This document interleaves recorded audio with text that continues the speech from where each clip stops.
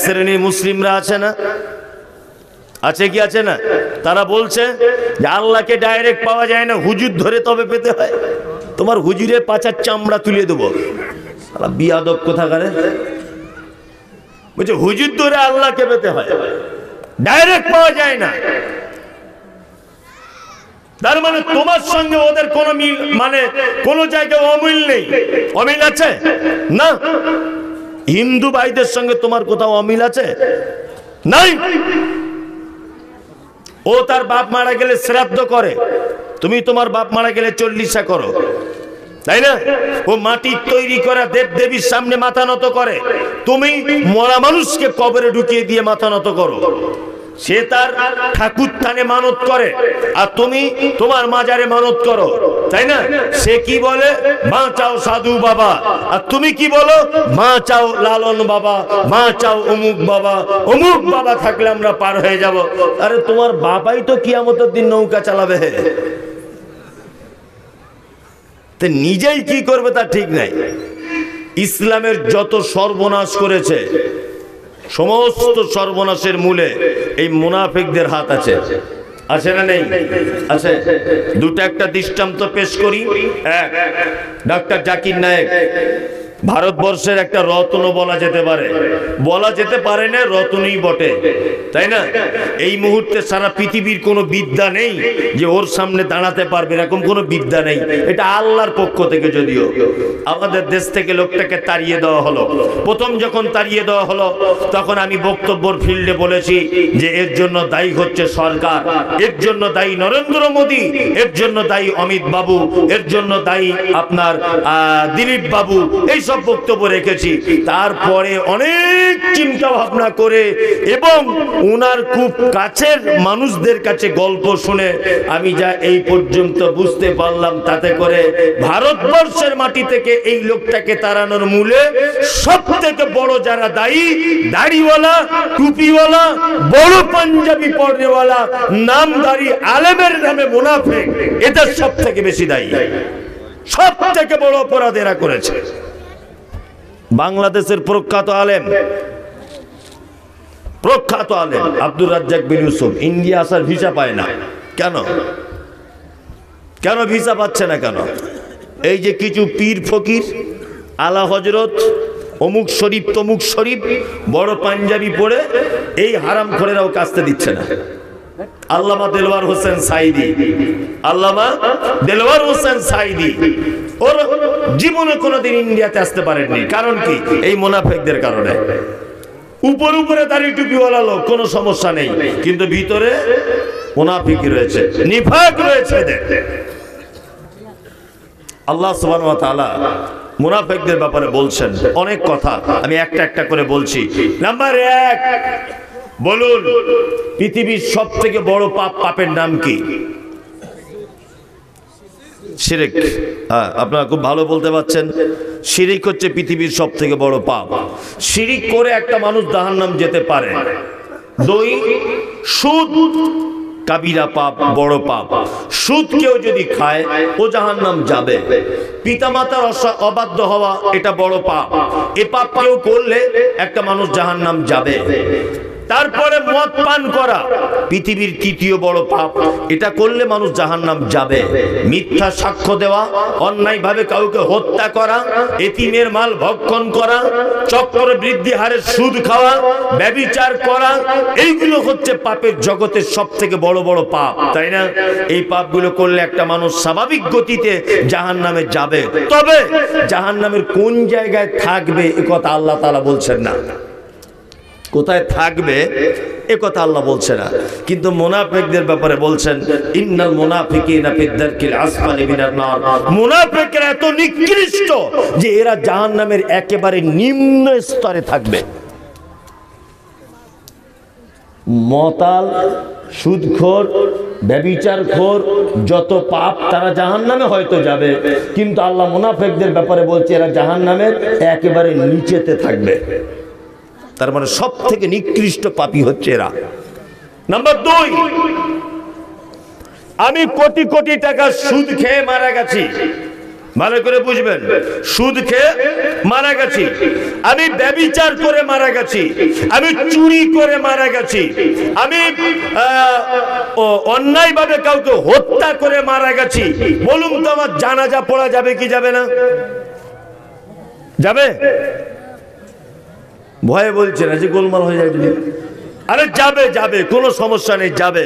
কি বললাম বুঝলেন? চলুন, তখনকার দিনের সব থেকে মুনাফিকদের বড় সর্দার, তার নাম আব্দুল্লাহ ইবনে উবাই, সকলেই নাম জানেন। আব্দুল্লাহ ইবনে উবাই মুনাফিকদের সর্দার, মারা গেল। তার বেটা ইসলাম কবুল করেছে, তার নাম আব্দুল্লাহ। আব্দুল্লাহ আল্লাহর নবীকে এসে বলছেন, আল্লাহর নবী, আমার আব্বা মারা গেছে, আমি চাইছি যে আপনার গায়ের জামাটা আপনি দিন, আমার আব্বার গায়ের কাফন করব। আল্লাহ নবী সাল্লাল্লাহু আলাইহি ওয়াসাল্লাম জামাটা পরন থেকে খুলে দিলেন, জামা খুলে দিলেন। আব্দুল্লাহ, মুনাফিকদের সর্দার আব্দুল্লাহ ইবনে উবাই তার বাপের কাফনের জন্য ব্যবহার করলেন। ছেলেটা তারপরে আবার এসে বলছেন, আল্লাহর নবী, আমি চাইছি আপনি আমার আব্বার জানাজাটা পড়ান। মুনাফিকদের সর্দার মারা গেছে, তার বেটা আল্লাহ নবীকে বলছেন যে আমি চাইছি যে আপনি আমার বাপের জানাজা পড়ান। তখন আল্লাহ নবী সাল্লাল্লাহু আলাইহি ওয়াসাল্লাম উঠলেন। যখন উঠছেন, হাদিস এসেছে হযরত ওমর, এখানে আলেম ওলামা অনেক আছে, হযরত ওমর আল্লাহ রাসূলের জামা ধরে টানলেন। আল্লাহ রাসূল বলছেন, ওমর কি ব্যাপার? তখন হযরত ওমর বলছেন, আল্লাহ রাসূল, আপনি যার জানাজা পড়তে যাচ্ছেন তো পাক্কা মুনাফিক। শুধু মুনাফিক নয়, এ তো মুনাফিকদের সর্দার, আর আপনি তার জানাজা পড়তে যাচ্ছেন, এটা কেমন করে হয়? আল্লাহ নবী সাল্লাল্লাহু আলাইহি ওয়াসাল্লাম তখন বলছেন, ওমর, আমাকে ইখতিয়ার দেওয়া হয়েছে, আমাকে তো এখন আদেশ করা হয়নি যে জানাজা পড়া যাবে না, এটা তো আমাকে বলা হয়নি। হযরত ওমর তখন মনে মনে ভাবলেন যে তাহলে মনে হয় আল্লাহ রাসূলের সঙ্গে আমি বিয়াদবি করলাম, আল্লাহ মানা করলো না অথচ আমি নিজে আল্লাহ নবীকে মানা করলাম, এত বড় অধিকার, আমার তো ভুল হয়েছে। বিশ্ব নবী জানাজার সালাত আদায় করলেন। হযরত ওমর জানাজার পরে মন খারাপ করে একদিকে দাঁড়িয়ে আছেন। সঙ্গে সঙ্গে আল্লাহ সুবহানাহু ওয়া তাআলা পবিত্র আল কোরআনের আয়াত অবতীর্ণ করে দিলেন। সূরা তাওবাতে আয়াত এসেছে, আল্লাহ সুবহানাহু ওয়া তাআলা বলছেন কি, ওয়ালা তুসাল্লি আলা আহাদিন মিনহুম মাতা আবাদা ওয়ালা তাকুম আলা কবরিহি। নবী, মুনাফিক যদি কেউ মারা যায়, কোশ্চিন কারো আপনি তাদের জানাজা সালাত আদায় করবেন না। ওয়ালা তাকুম আলা কবরিহি, জানাজা তো দূরের কথা, আপনি তাদের কবরের সাইডে দাঁড়াবেন না পর্যন্ত। তার মানে বোঝা যাচ্ছে মুনাফিকদের কেউ মারা গেলে তাদের জানাজা পড়া পর্যন্ত নিষেধ। বুঝতে পারছেন এরা কত খাতারনাক, কত খাতারনাক, বুঝতে পারছেন? মুনাফিকদের কেউ মারা গেলে তার জানাজা পর্যন্ত পড়া কি চলবে না, তার কবরের পাশে পর্যন্ত দাঁড়ানো যাবে না, এর এত নিকৃষ্ট পাপী। চলুন, আমি কোটি কোটি টাকা সুদ খেয়ে মারা গেছি, আপনি আমার জন্য দোয়া করতে পারেন কি পারেন না? যে আল্লাহ, মুমতাজুল ইসলাম ভাইকে তুমি একটু ক্ষমা করে দাও, এটা বলতে পাবেন কি পাবেন না? অবশ্যই পাবেন। কিন্তু মুনাফিকদের যদি কেউ মারা যায়, আল্লাহ নবীকে এই কথা বলছেন, ইস্তাগফির লাহুম, আপনি ক্ষমা প্রার্থনা করেন। আওলা তাস্তাগফির লাহুম, আর ক্ষমা প্রার্থনা নাই বা করেন, ইন তাস্তাগফির লাহুম ৭০ মাররাতান, যদি আপনি মুনাফিকদের জন্য একদিনে ৭০ বার যদি আপনি ক্ষমা প্রার্থনা করেন, একদিনে কতবার? ৭০ বার। আল্লাহ বলছেন, ফালা ইয়াকফির আল্লাহু লাকুম, আপনি নবী, সারা পৃথিবীর সবথেকে দামি লোক, আল্লাহ নবীর ব্যাপারে বলছেন আপনি মুনাফিকদের জন্য ক্ষমা প্রার্থনা করেন, আর নাই বা করেন, যদি করেন, ইন তাস্তাগফির লাকুম ৭০ মাররাতান, একদিনে যদি আপনি মুনাফিকদের জন্য ৭০ বার যদি ক্ষমা প্রার্থনা করেন, আল্লাহ বলছেন ফালা ইয়াকফির আল্লাহু লাকুম, তারপরেও কখনোই আমি মুনাফিকদেরকে ক্ষমা করব না।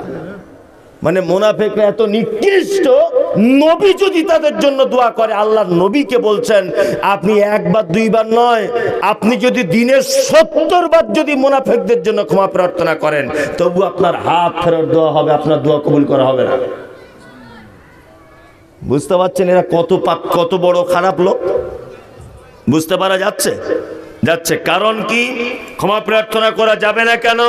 আল্লাহ তাআলা বলছেন যালিকা বিআন্নাহুম কাফারু, নিশ্চয়ই তারা অস্বীকার করেছে বিল্লাহি, আল্লাহর সাথে, ওয়া রাসূলিহি, রাসূলের সাথে, আল্লাহু লা ইয়াহদিল কওমাল ফাসিকিন, আর আল্লাহ কখনোই ফাসিক কওমদের হেদায়েত দান করে না, কখনোই হেদায়েত দান করে না। মুনাফিকরা এত বড় নিকৃষ্ট যে তাদের জন্য দোয়া পর্যন্ত করা যাবে, তাদের জানাজা পড়া যাবে না। এরা পাপের জগতের সবথেকে নিকৃষ্ট পাপী। কি বললাম বুঝলেন? এইবার আপনাকে দেখিয়ে দিই মুনাফিক দেখতে পাওয়া যায় কোথায় বর্তমানে। কোথায় গেলে মুনাফিক খুঁজে পাবেন? এক, সিনেমা হলে যান, সবাই দেখবেন ঠ্যাংয়ের উপরে ঠ্যাং তুলে দিয়ে সিনেমা দেখছে। 20 कोस दूर से अगर कोई बच्ची रोते, माँ कहती है कि बच्ची सो जा, गब्बर सिंह आ जाएगा। সোলে বই দেখছে সবাই বসে বসে। শালি বসে আছে বাম দিকে, শালিকে নিয়ে ব্যস্ত, শালি দুলাভাইকে নিয়ে ব্যস্ত, ওখানে মুনাফিক নেই। আপনি বাজার করতে যান, সবাই আলু পেঁয়াজের দাম দর করতে ব্যস্ত, ওখানে মুনাফিক নেই। আপনি মেলায় যান, সবাই নাগরদোল্লা চাপতে বাদাম জিলাপি খেতে ব্যস্ত, ওখানে মুনাফিক খুঁজে পাবেন না। এখন মুনাফিক কয়েকটা জায়গায় দেখতে পাওয়া যাচ্ছে। তার ভিতরে আমি দুটো একটা জায়গা বলি, বললে মানুষ আর রাগ করবে হয়তো যে আপনি এত ছোট মুখে বড় কথা বললেন। এখন বেশিরভাগ মুনাফিক টাটকা যদি দেখতে চান তাহলে মসজিদের ভিতরে দেখা যাবে। যদি বুঝছেন এটা কেমন কথা? আচ্ছা, এবার আপনাদেরকে একটা যুক্তি দিয়ে কথা বলি, ভালো করে বুঝুন। আচ্ছা, ফরজ সালাত বাড়ি পড়া উত্তম না মসজিদে পড়া উত্তম? মসজিদে। চটপট করে উত্তর দেবেন এবারে। 2, ফরজের পরে পরে ইমাম সাহেব আসসালামু আলাইকুম ওয়া রাহমাতুল্লাহ, আসসালামু আলাইকুম ওয়া রাহমাতুল্লাহ, আস্তাগফিরুল্লাহ আস্তাগফিরুল্লাহ, আল্লাহুম্মা আনতাস সালাম ওয়া মিনকাস সালাম, তাবারাকতা ইয়া যাল জালালি ওয়াল ইকরাম। এই সমস্ত যত জিকির আছে, রব্বি আইন্নি আলা যিকরিকা ওয়া শুকরিকা ওয়া হুসনি ইবাদাতিকা, যত রকমের জিকির আছে সব জিকির করার পরে বাকি সুন্নত নামাজটা কোথায় পড়া উত্তম? দেখেছেন? ওই জন্য আমি বলি পৃথিবীর সব থেকে বড় বৈজ্ঞানিক মোহাম্মদ সাল্লাল্লাহু আলাইহি ওয়াসাল্লাম, তাই না? পৃথিবীর সব থেকে জ্ঞানী মানুষকে মোহাম্মদ সাল্লাল্লাহু আলাইহি ওয়াসাল্লাম। কেন তিনি বাড়িতে সুন্নত পড়তে বললেন কেন? মানে আল্লাহ রসুলও জানতেন যে সুন্নত যদি মসজিদে পড়তে বলা হয় তাহলে ওরা সুন্নত পড়া যেমন তেমন আলোচনার পরনিন্দা গীবত করতে শুরু করে দিবে। ওই জন্য ফরজ শেষ, চটপট তুমি কেটে পড়ো, 1 মিনিট আর তুমি বসতে পাবে না। জিকির করা শেষ, তুমি বাড়ি চলে যাও। বাড়িটাকে কবর বানিয়ে দিও না। বাকি সুন্নত বাকি নফল সব বাড়িতে পড়ো, তাই না? আর আমাদের বর্তমানে কি, মসজিদে নামাজ পড়ে বয়স্ক লোকেরা গোল টেবিল করে বসে বলছে কি ব্যাপার বলতো, অমুক লোকটা মোটরসাইকেল কিনেছে, তাহলে কিছুদিন আগে আন্ডার প্যান্ট পরে ঘুরতে ওর খাওয়া হতো না। আর একজন চাচা তখন এরকম করছে, বলছে জানিস না? বলছি না, জানি না তো। বলছি কলকাতায় কাজে গিয়েছিল, সালা টাকা ঝেড়ে নিয়ে চলে এসছে। শুনলাম ও ঝেড়েছে, তোমার বাপ দেখতে গিয়েছিল? তুই আন্দাজে বলতে গেলে কেন? হ্যাঁ, অমুকের বউ কাঁধে ব্যাগ নিয়ে মালদায় যাচ্ছে, স্বামী নেই ওর, তা মালদায় ওর আধার কার্ডের নাম ভুল হয়ে গেছে, ওই জন্য গিয়েছিল, বা ব্যাংকে গিয়েছিল, কোনো একটা কাজে পরপর 2-3 দিন যাচ্ছে। তো মসজিদের ভিতরেই বলছে কি ব্যাপার বলতো, অমুক মরে যাবার পরে ওর বউ ঘন ঘন বাইরে যাচ্ছে। আরেকজন তখন বলছে ছি ছি ছি, আস্তাগফিরুল্লাহ, গোপন কথা ওসব না বলাই ভালো। আমি শুনলাম নাকি কট লাইন করেছে কোথাও। ও যে কট লাইন করেছে তোমার বাপ দেখতে গিয়েছিল, তুমি এ কথা বললে কেন? এইসব কথাবার্তা মসজিদে হয় কি হয় না? 4-5 জন মুসল্লি মিলে এসব কথাবার্তা হয় না? মসজিদ আল্লাহর ঘর, এখানে কোরআন তেলাওয়াত হবে, এখানে জিকির হবে, তুমি নামাজের পরে অত বসে গল্প করো কেন? হ্যাঁ, এসব তো মুনাফিকদের চরিত্র। কথা বাস্তব বলছি না অবাস্তব? একদম, এ তো মুনাফিকদের চরিত্র সব। আপনি ওখানে বসে আছেন মানে নয় কারুর গীবত পর্চা আপনি শুনছেন, আর নয় করছেন, দুটোর মধ্যে একটা। না করলেও তো আপনি শুনছেন। কেন এরকম চরিত্র কেন আপনার? আপনার বয়স হয়ে গেছে, আপনি জোহরের 4 রাকাত ফরজ নামাজ পড়লেন, হাত 2-10 মিনিট বসে একটু জিকির আজগার করলেন, তারপরে আস্তে আস্তে বাড়ি চলে এলেন। বাড়িতে একটা ছোট্ট বৈঠকখানাতে আপনি বসে বসে নফল পড়লেন, সুন্নত পড়লেন, একটু কোরআন তেলাওয়াত করলেন, আল্লাহর কাছে কিছু চাইলেন। মসজিদে বসে বসে কেন আপনি ওই পরের কথা, এর কথা, ওর কথা বলে বলে কেন আপনি টাইম পাস করছেন কেন? একদম নয়। আল্লাহ তুমি আমাদেরকে নেফাক মুনাফিকি থেকে বাঁচাও, বলুন আমিন। আমিন। পৃথিবীর একটা জঘন্যতম পাপী, তার নাম মুনাফিক। দূরে থাকবেন এদের থেকে। আর দুই, আর একটা উপাধির কথা বলে দিই। এক, আল্লাহ সুবহানাহু ওয়া তাআলা বলছেন, কি বলছেন? আল্লাহ তাআলা বলছেন মুশরিকুন। আছে কোরআন মাজিদে? মুশরিক কাকে বলে জানা নেই?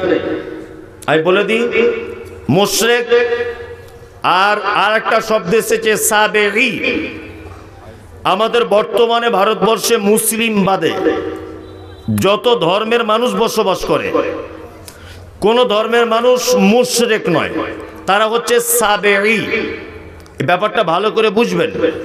সাবেঈ হচ্ছে তারা যারা আল্লাহকে এক বলে মানে, তারপরেও বিভিন্ন দেবদেবীকে বিভিন্ন রকমের আলাদা ক্ষমতা আছে এইটা মনে করে, এরা হচ্ছে সাবেঈ। যেমন একটা হিন্দু বয়স্ক লোককে যদি বলেন যে কাকু খুব ঠান্ডা পড়ছে, ও দেখবেন এটাই বলবে উপরওয়ালা দিলে আর কারু কিছু করার আছে। তার মানে ও জানে উপর একজন আছে, আছে না? অতিবৃষ্টি হচ্ছে, একটা হিন্দু লোক কি বলবে? যে উপরওয়ালা বৃষ্টি দিচ্ছে দিচ্ছে, তা মারাত্মক দোয়া দিচ্ছে, বলবে না? বলবে। তার মানে ও জানে উপরে একজন আল্লাহ আছে, তাই না? এবার আপনাকে আমি আর একটা কথা বলি। তারপরেও কাকু যখন তার বেটাকে স্কুলে ভর্তি করছে, তখন তার বেটাকে বলছে আগামীকাল সরস্বতী পুজো, সরস্বতী হচ্ছে বিদ্যার দেবী। তার মানে কাকা এটা বুঝেছে যে বিদ্যার ডিপার্টমেন্টটা সরস্বতীর হাতে আছে, তাই না? যারা লোহা লক্করের ব্যবসা করে তারা কি পূজা করে? বিশ্বকর্মা পূজা করে। তার মানে তাদের একটা ধারণা যে লোহা লক্করের ডিপার্টমেন্টটা বিশ্বকর্মার হাতে আছে, তাই না? এরা কি সাবেঈ। মুশরিক কারা? এই দেখুন মুশরিক আপনাকে দেখায়। আল্লাহ তাআলা বলছেন নবীজিকে, আপনি তাদেরকে জিজ্ঞাসা করুন রাত এবং দিনের বিবর্তনের মালিককে। আবু জেহেলকে জিজ্ঞাসা করা হচ্ছে, বলুন রাত দিনের বিবর্তনের মালিককে? বলছে আল্লাহ। তার মানে আবু জেহেলও জানতো রাত দিন পরিবর্তন করার মালিককে আল্লাহ। সুস্থতা অসুস্থতার মালিককে আল্লাহ। খেতে দেওয়ার মালিক আল্লাহ, না খাওয়ানোর মালিক আল্লাহ। এটা আবু জেহেলও জানতো। কিন্তু আবু জেহেল মুহাম্মদ সাল্লাল্লাহু আলাইহি ওয়াসাল্লামকে বলতো, ভাতিজা সব কিছুর মালিক আল্লাহ, এটা আমি বিশ্বাস করি বা জানি, তবে তোমার আল্লাহকে ডাইরেক্ট পাওয়া যাবে না।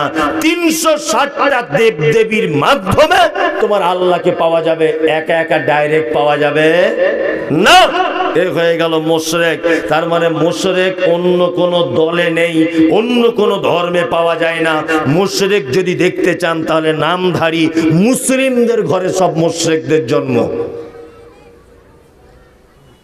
এক শ্রেণীর মুসলিমরা আছে না, আছে কি আছে না? তারা বলছে যে আল্লাহকে ডাইরেক্ট পাওয়া যায় না, হুজুর ধরে তবে পেতে হয়। তোমার হুজুরের পাছার চামড়া তুলে দেবো। বিয়াদব কোথাকারে বলছে হুজুর ধরে আল্লাহকে পেতে হয়, ডাইরেক্ট পাওয়া যায় না। তার মানে তোমার সঙ্গে ওদের কোনো মিল, মানে কোন জায়গায় অমিল নেই। অমিল আছে না? হিন্দু ভাইদের সঙ্গে তোমার কোথাও অমিল আছে? নাই। ও তার বাপ মারা গেলে শ্রাদ্ধ করে, তুমি তোমার বাপ মারা গেলে চল্লিশা করো, তাই না? ও মাটির তৈরি করা দেব দেবীর সামনে মাথা নত করে, তুমি মরা মানুষকে কবরে ঢুকিয়ে দিয়ে মাথা নত করো। সে তার ঠাকুর থানে মানত করে আর তুমি তোমার মাজারে মানত করো, তাই না? সে কি বলে মা চাও সাধু বাবা, আর তুমি কি বলো মা চাও লালন বাবা, মা চাও অমুক বাবা। অমুক বাবা থাকলে আমরা পার হয়ে যাব। আরে তোমার বাবাই তো কিয়ামতের দিন নৌকা চালাবে, নিজেই কি করবে তার ঠিক নাই।